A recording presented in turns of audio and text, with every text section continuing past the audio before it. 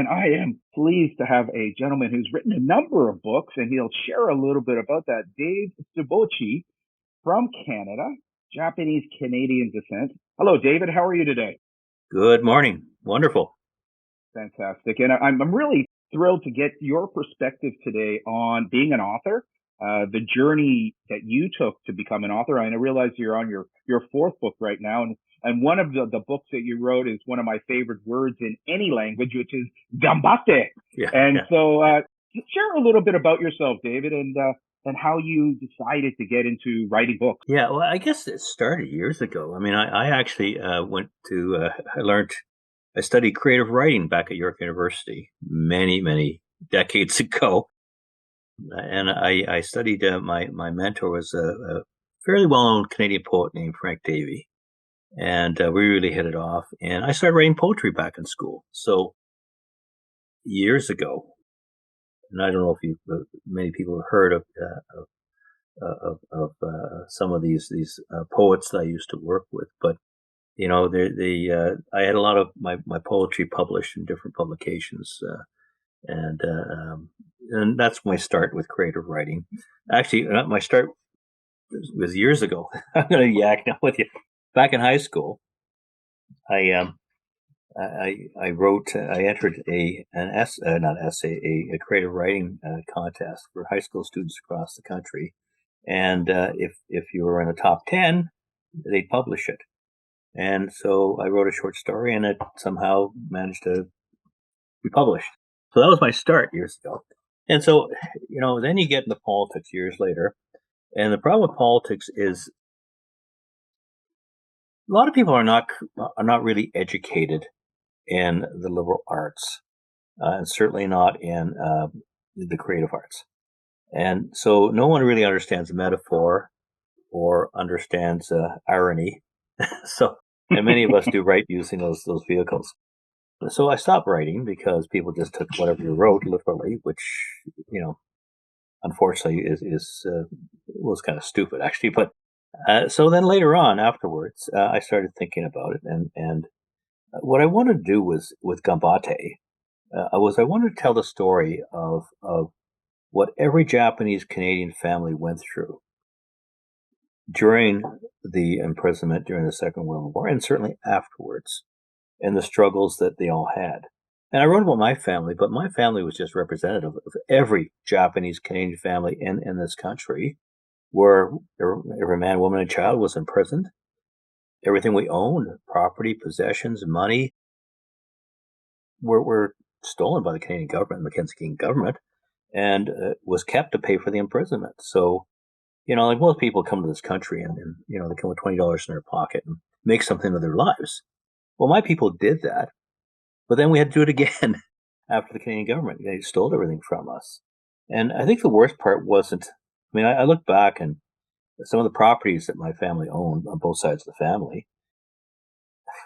One site's the site of a big commercial building now in Vancouver. The other one is the site of a big condominium building. Now, I'm not, what possessions and stuff like that, you can make your way in the world. That's what all of us did in the Japanese Canadian community. But what I really resent is the fact that when, they didn't know if they were going to come back to their homes, they trusted the government to take care of what they had. And a lot of it was actually stolen by neighbors as well. And so I have no photographs of my mom and dad when they were young, because they're all lost. And, you're told by the government, you got to leave tomorrow, like in the case of my dad, and you can only take what you carry, and you can't take all this stuff. By the way, it's going to be cold where you go.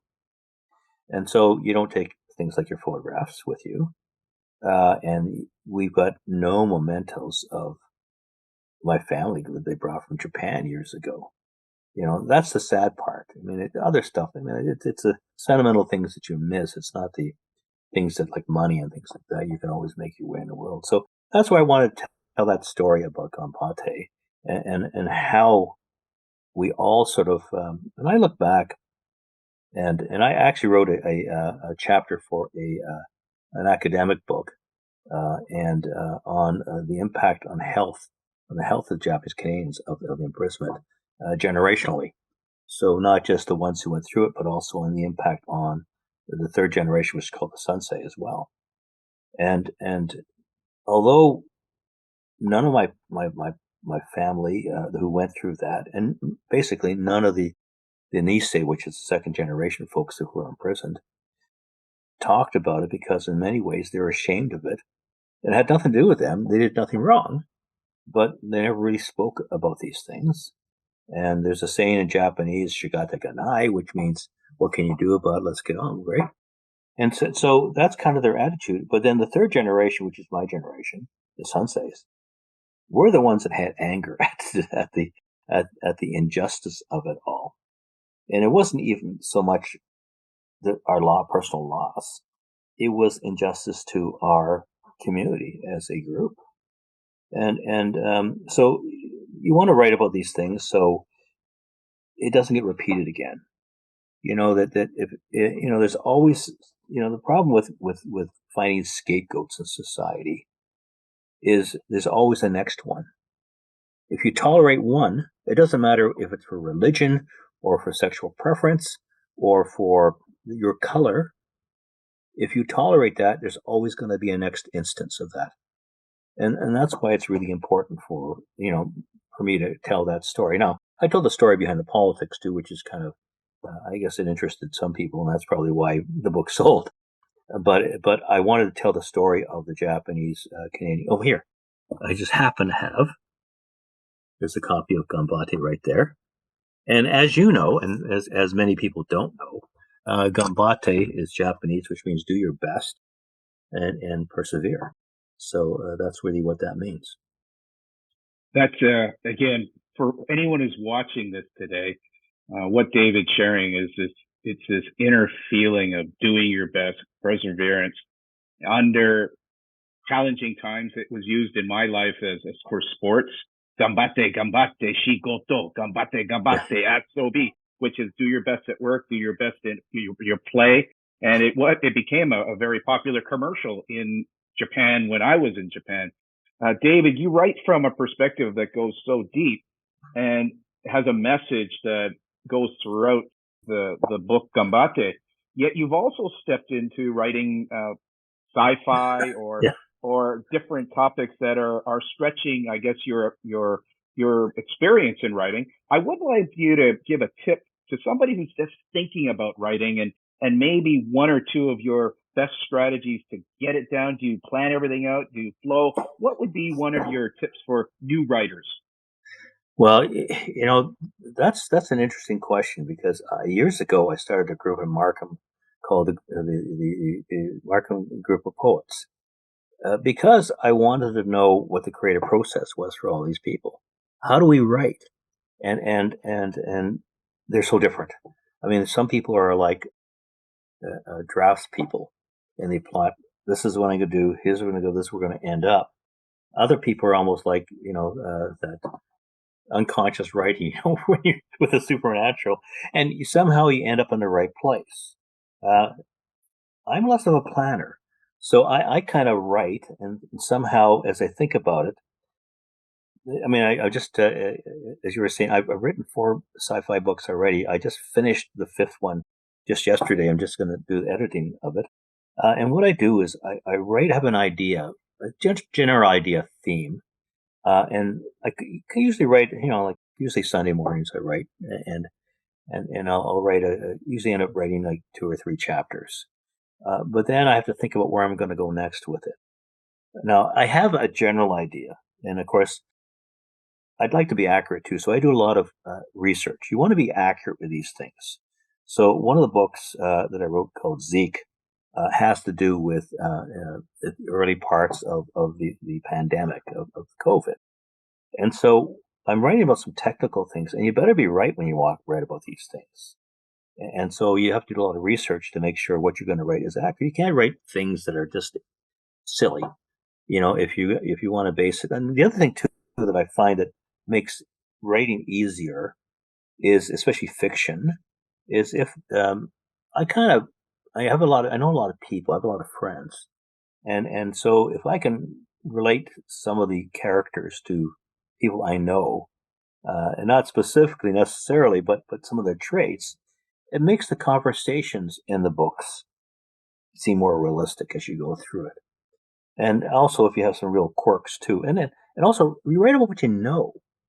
So if you live in, I don't know, Scarborough, or if you live in the city of Toronto, then that's not a bad background to your book because you know of it. You know of the different places in it, and you write it with knowledge as well. That's true. So that's part, and part of it too is it's always a matter of. I have so many people say, I want to write a book, I want to do this and that. I say, well, do you set aside the time to do that? Well, I'm too busy doing this, that. Well, that's what you have to have is discipline. To say, maybe Sunday morning or Saturday morning, I'm going to set aside the whole morning and I'm going to think about it. I'm going to do some writing, and adhere to it because it's so easy to knock that off your list of priorities. And the other thing too, I find that writing creates a great balance, a work-life balance.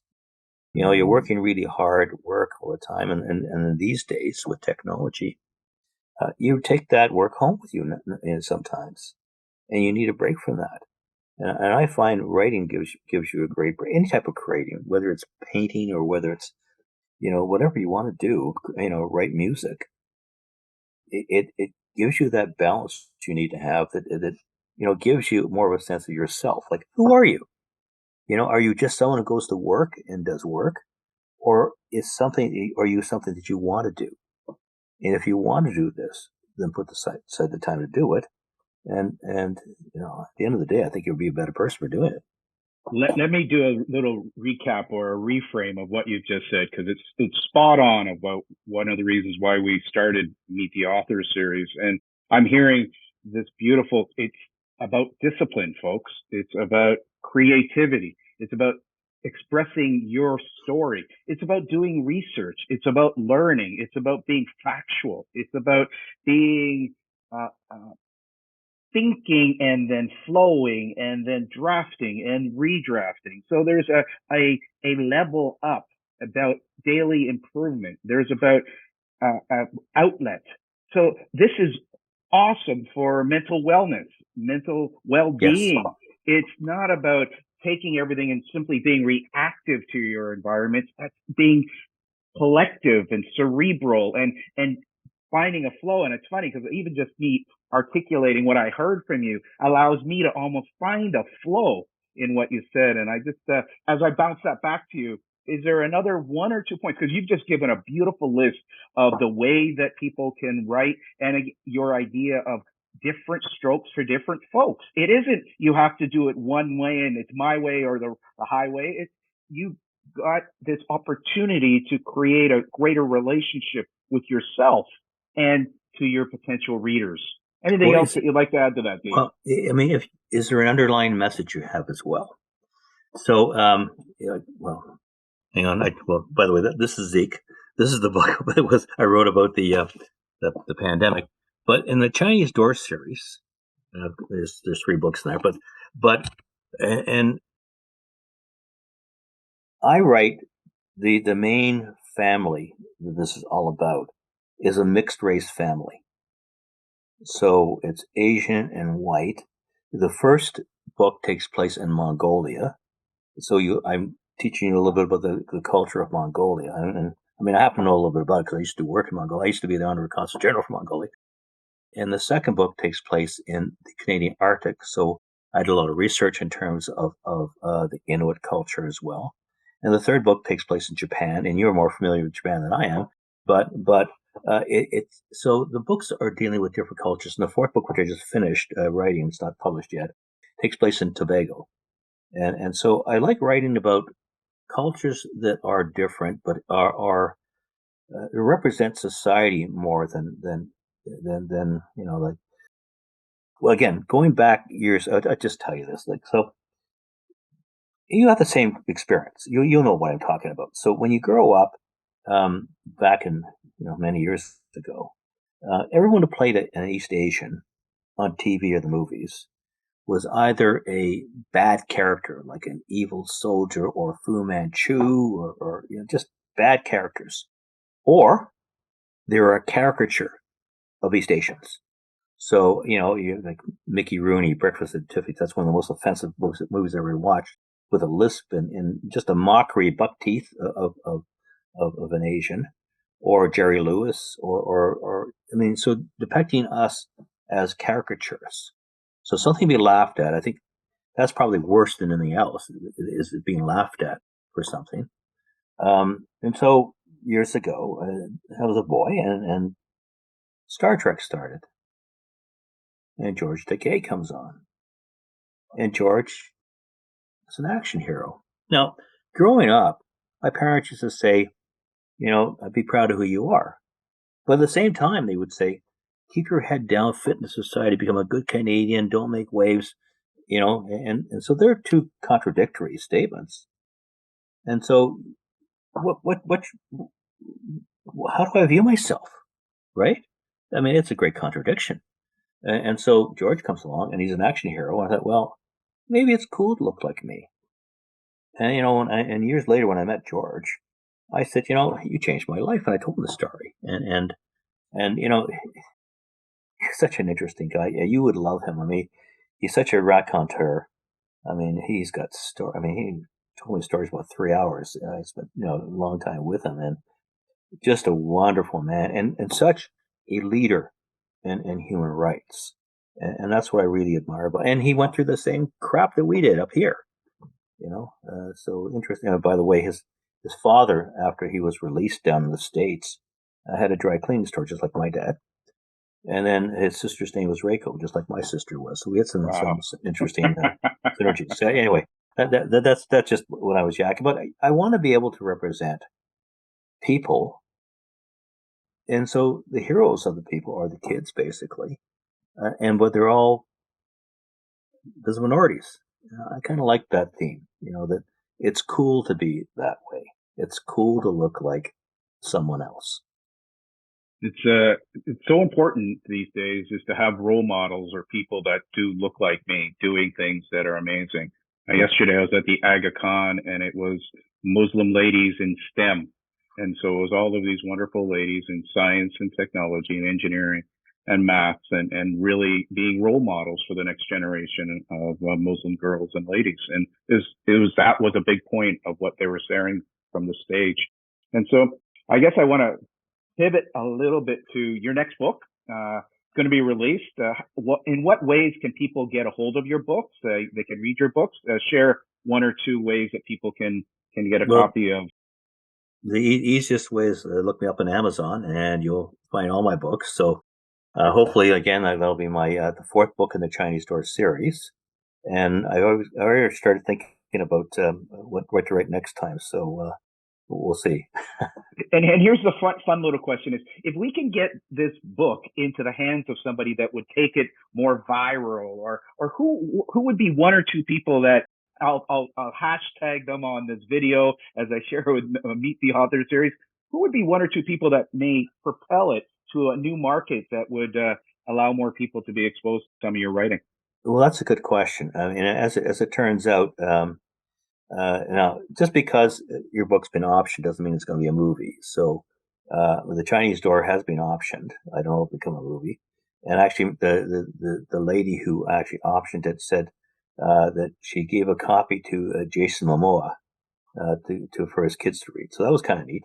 The Gambatte was actually had a good endorsement from George Takei, who I highly respect. So I don't know. In fact, I had some interest just last week from a friend of mine. I didn't realize was getting into movie production about Zeke. So I just sent him a copy of Zeke. So let's see. That certainly would help a lot of becoming a movie about it. So absolutely. And I think that's one of the things that I want to excite authors about is it can be opted into a book. It can be opted into a documentary. It can be opted into something. So it's an expression of creativity. And David, I really appreciate your time. You've not only laid more clarity for people who might be expressing themselves, it's also a major component to allow men to step into that creativity and also sensitivity in sharing a message. And with that, would there be one last little message that you would love to share with either aspiring authors or authors who are looking for greater markets for their products or services? Well, it's just a simple message. If you want to do it, then do it. It's something just it's better to try something and maybe not be as successful doing it than never trying it at all and regretting it for the rest of your life. And as you can see, I'm sitting in my library right now, and I'm on a farm, so this is like about 200 feet from my house, and I collect signed first edition books. So I would say 95% of the books in my library here, as opposed to my house, are signed first editions, and that's a result of the fact that as a boy, books were a luxury in my house. We never had books in my house, and I learned almost everything I had to learn. Here you understand this too. So if your world is very small, and so we never went to movies, or we didn't go to certainly didn't go to plays or art galleries when I was a boy. My dad was a dry cleaning presser. My mom mended clothing, and I knew I didn't want to do that, but I didn't know what the world held out there. I mean, none of my family was a lawyer. No one actually went to university until I went. I learned about the world through libraries. I read every biography in the school library by the time I was 12 years old, because I want to know what these people who made something of their lives did when they were young to get there. And on top of that, I just simple things like etiquette. What do I know about etiquette? I mean, at home, we had a knife, a fork, and a spoon, and chopsticks.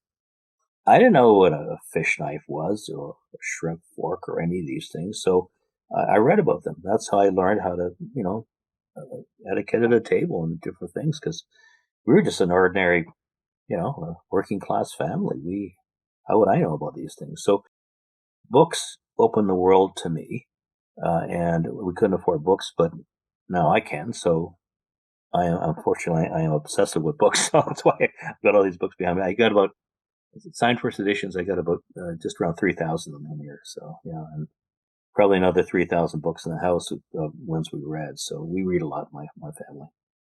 Beautiful. David, thank you very much for your time. Folks, this is a part one of a part two series that we started off with Meet the Author, and we'll be moving into Unspoken Tears. So join us, subscribe, share this, and visit David on Amazon and enjoy the journey of being an author. Thank you very much for your time.